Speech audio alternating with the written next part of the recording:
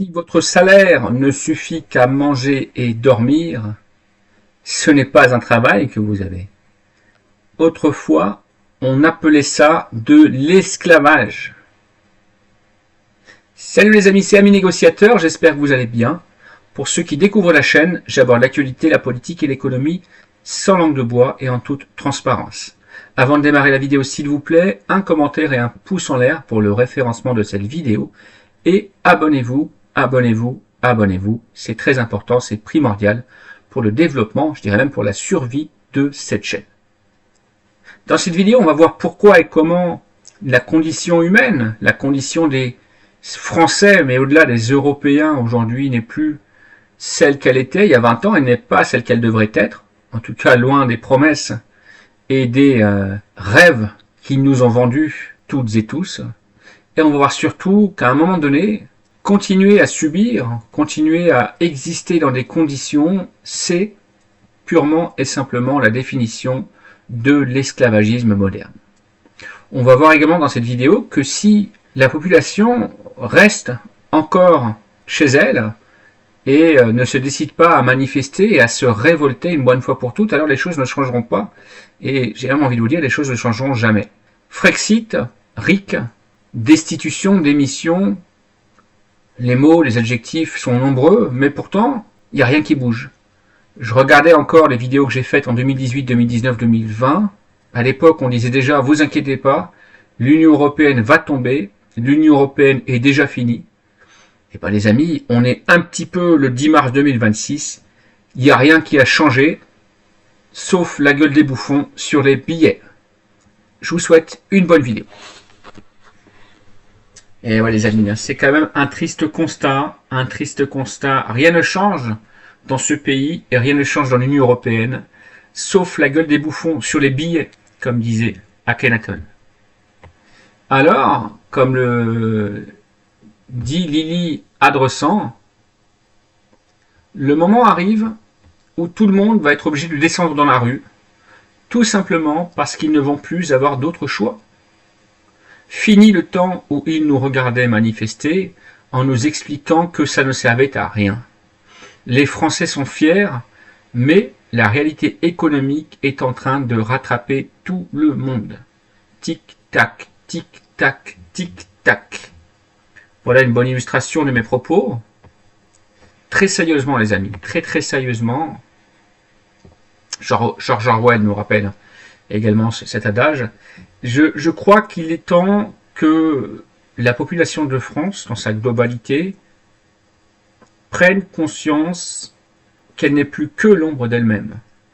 Il est temps que la population de France s'aperçoive qu'on lui a menti, qu'on lui a vendu du rêve avec cette Union européenne qui serait magique, qui serait magnifique, qui serait tellement formidable qu'on trouverait de l'argent devant sa porte en se levant chaque matin, qui serait tellement magnifique qu'on pourrait travailler beaucoup moins et se reposer beaucoup plus et profiter de notre famille, de nos amis et de nos proches, qui serait si formidable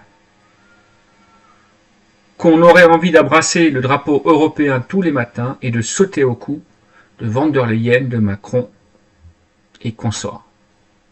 Il est temps que le peuple de France et d'Europe s'aperçoivent qu'on nous a vendu du rêve, qu'on nous a vendu du vent, et que les seuls bénéficiaires de cette Union européenne sont les responsables politiques, les parvenus, les élites, la petite clique, j'ai même envie de vous dire la petite mafia qui s'est constituée autour de Bruxelles et de cette satanique, et je dis bien satanique, Union européenne.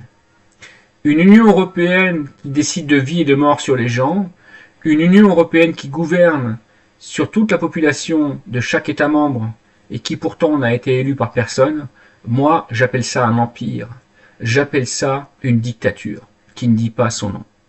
Le peuple de France, fier, je sais pas, en tout cas rêveur, oui, naïf certainement, est encore assez naïf pour penser que c'est un providentiel futur président de la République ou une présidente de la République, pourquoi pas, eh bien qui sauvera les choses et qui sauvera la France et qui les sauvera finalement.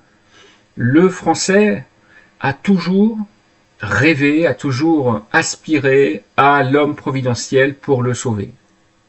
Mais Il y a un proverbe qui dit « Aide-toi toi-même et le ciel t'aidera ». À quoi ça sert d'attendre un providentiel homme politique ou président ou présidente? On sait très bien que de toute façon le système fabrique des photocopies des présidents anciens et qu'après Sarkozy a succédé Hollande qui, si on regarde les photos de l'époque, ressemblait même physiquement à Sarkozy tellement il avait maigri et tellement il avait pris ses mimiques.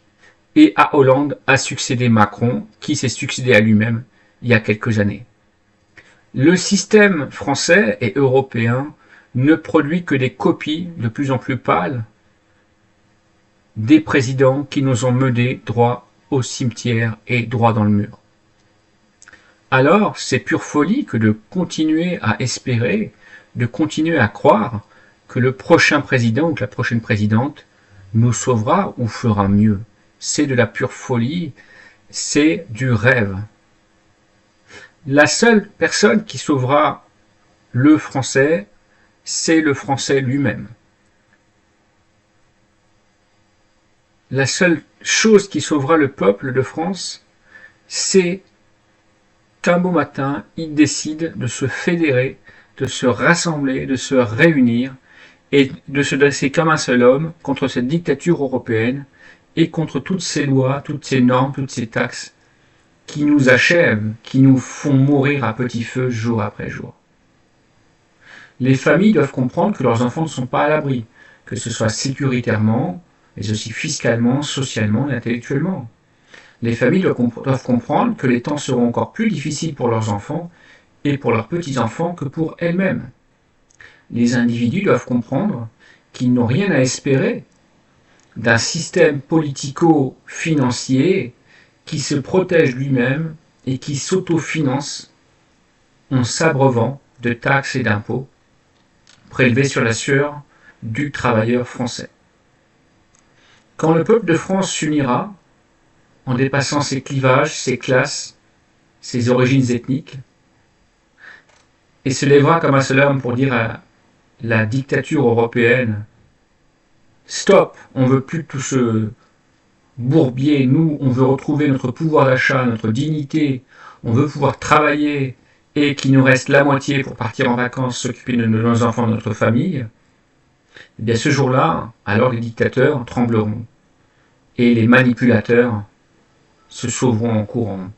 Mais tant que les gens continueront à penser « je vais bien, tout va bien, l'Union européenne est faite pour nous protéger, est faite pour nous faire prospérer, les élus et les politiques nous veulent que du bien et ne s'occupent que de notre bien-être, de manière tout à fait désintéressée, on peut dormir tranquille », alors la situation s'empirera de jour en jour.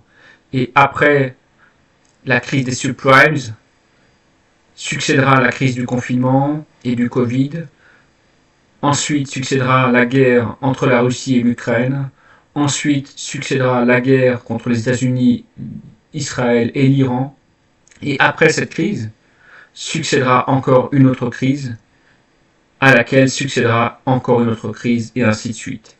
Et à chaque crise, c'est autant d'excuses, toutes trouvées pour les gouvernements et pour l'Union européenne, de nous taxer, de nous spolier, de nous racketter toujours davantage. Quand est-ce qu'on ouvrira enfin les yeux sur cette mafia, sur cette dictature, et quand est-ce qu'on leur dira enfin « ya basta ». Partagez, réagissez, commentez. Salut les amis, c'était Ami Négociateur.